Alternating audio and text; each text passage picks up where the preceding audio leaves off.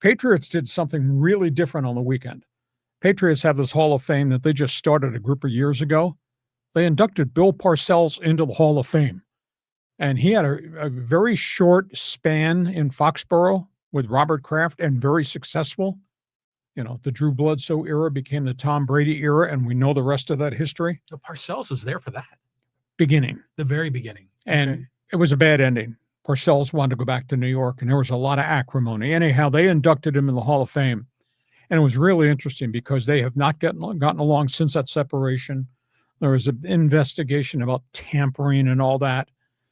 And they went years where they would not recognize each other. Anyhow, the Patriots brought Parcells in. His speech on Sunday was absolutely amazing. He said, and this is from Bill Parcells, who was always my way or the highway. You know, the coach who would fire players on the field if they screwed up in practice and just freaking cut them. You know, the coach said, here's a quarter. Go home and call your mother and tell her that your NFL career is not working out.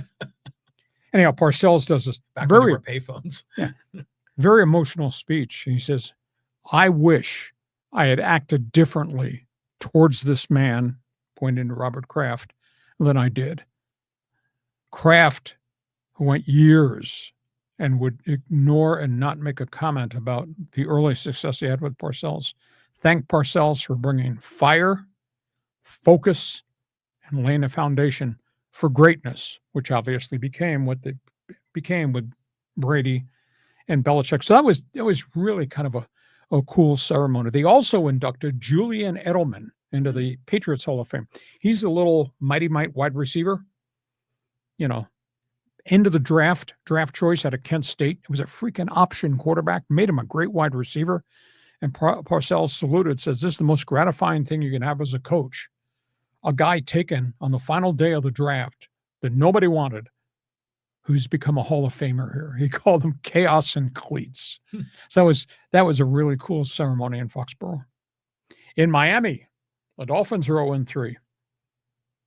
I projected first casualty on the coaching firing ranks might be Mike McDaniels.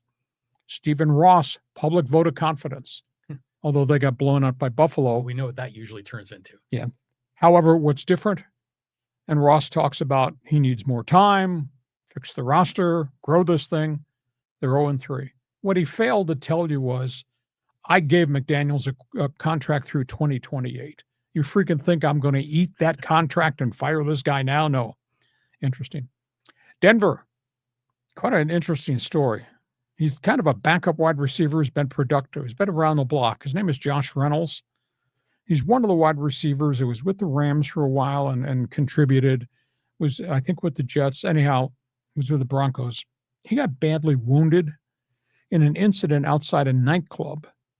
Well, the Denver police have released data that he was an innocent bystander who was out with friends and was targeted by a cocaine dealers group who thought he was a dealer who had reneged on a $250,000 drug deal and tried to kill him, fired 60 shots into a vehicle. He survived, only had superficial wounds. Wow. But police said, and they arrested the guys that did this, these gang members said, these guys made a mistake.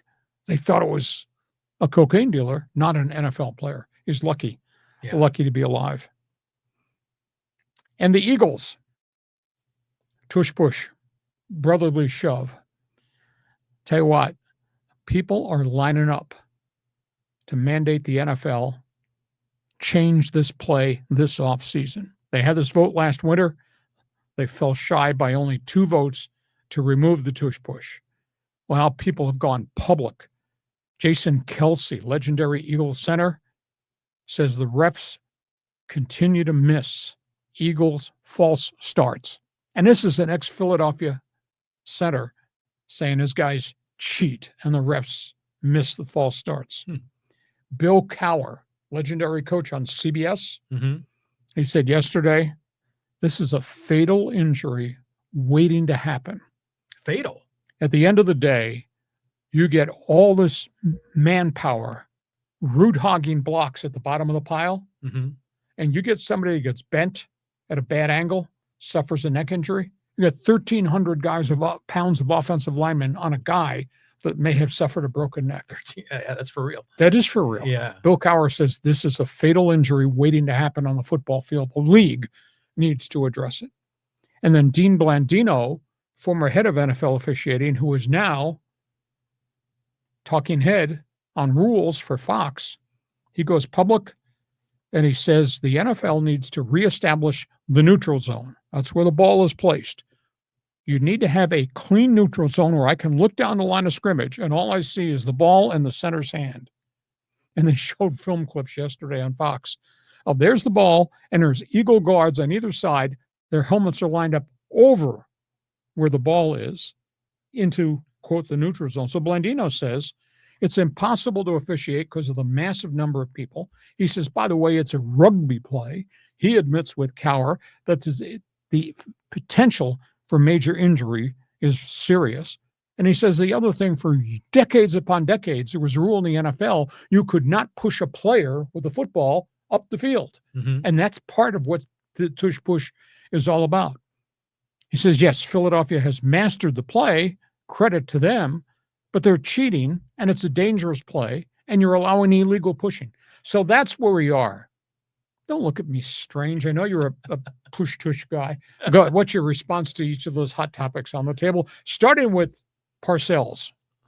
Parcells. I mean, I almost forgot about that guy, Yeah. but, I think of him more as a Giants coach in the 80s, Mhm. Him and his like sweater being lifted up by his team for the Super Bowl. Him and Phil Simms. Yeah. And, he was coach of the Jets and the Patriots, but he's a Giants guy. Just real quick on the tush push. First of all, I agree. The whole neutral zone thing seems very inconsistently officiated, because sometimes their hand is in the zone. Sometimes their helmet's leaning in on the zone. I don't know. I mean, the guys are coming off I swear to you, John, the guards are moving forward before the ball's been snapped. I believe you on that. And I get the sense of, like, by the time Jalen Hurts is moving forward, it's almost as if there are rollers underneath him that make him kind of get this second and third surge, onto the other side. And his offensive guards and center have already had the first surge because they moved. Yeah. And then just a little bit of a tangent. You mentioned Bill Cowher. Did you see that NFL Today show? You see how they dressed up for that? I was intrigued to see some of it. I was kind of disappointed. I was hoping they would have done it in black and white TV. Well, we had color back then, but when I first saw like Cowher in this wig and this goatee and Tim Ryan looked like totally like a dude from the 70s. Yeah. It was fun at first, but then I thought, how are they going to pull this off for the whole show? And then it was obviously a tribute to Brent Musburger and the NFL Today that they started in the 70s, which I grew up on. Exactly. And that's how I learned about football, was his show. And I've always been a big Brent Musburger fan. So then I was starting to dig it, and they were being serious in their commentary, even though they were dressed up like it was 1974 or something. But what was cool is the CBS graphics and the whole production really leaned in.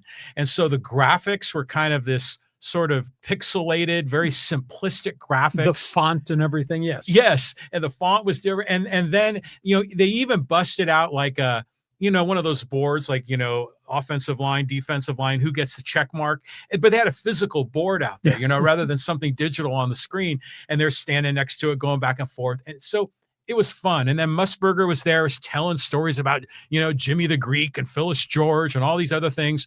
And at first I was like a little worried about it, but in the end, I really liked what they did. Yeah, it was cool. It's been 50 years. It's absolutely amazing. And again, first one through the wall. They were the first one that ever did it. And I interviewed the late Irv Cross multiple times. And I know Brent Musburger, and I've interviewed him a couple of times. They were the first one that creatively did it. And then, of course, that gave birth to all things about ESPN Game Day and Sunday and Chris Mortensen and John Clayton. And totally. They took that content to another different level. And now our pregame shows are so big, so noisy, and so many talking heads and so many graphics and so much footage. And then sometimes they're outside and it's cold and snowy and it's just different. So that was neat. But it should have been in black and white. I would have appreciated it more. You're looking live at Soldier Field in Chicago, Illinois. You're not going to show up for the next podcast wearing a white shirt and bow tie, are you? No, but yeah, that would be like Bill Nye the Science Guy. No, I'll probably be wearing a gold blazer with like a CBS logo over my pocket. Okay, that's all things National Football League. Join us. We put a lot of unique and different topics on the table because we do sports talk the way it should be done. We are at halftime.